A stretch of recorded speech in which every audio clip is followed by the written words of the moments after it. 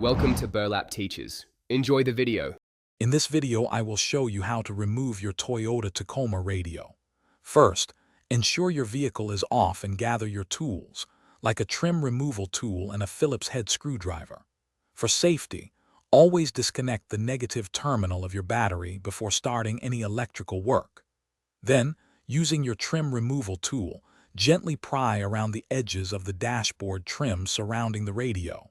Work slowly to avoid scratching any surfaces. Once the trim is off, you will see 4 bolts holding the radio in place.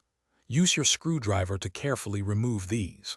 After the bolts are out, gently pull the radio unit straight out from the dashboard. This will give you access to the various wiring harnesses and the antenna cable connected to the back.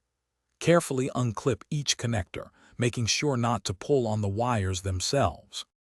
A helpful tip is to label each wire or take a photo before disconnecting them. This makes reinstallation much easier. While the radio is out, take a moment to inspect all the wiring and connectors for any signs of wear or damage. This is a good time to address any issues. Now, prepare your new radio or the replacement panel you plan to install by having it ready to connect. To reinstall, simply reverse the steps. Connect all the wiring harnesses and the antenna cable to your new radio unit. Slide the unit back into place and secure it with the 4 screws.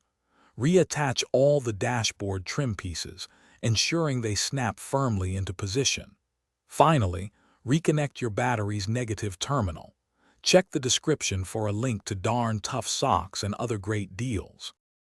Thanks for watching. Consider subscribing if this video helped you.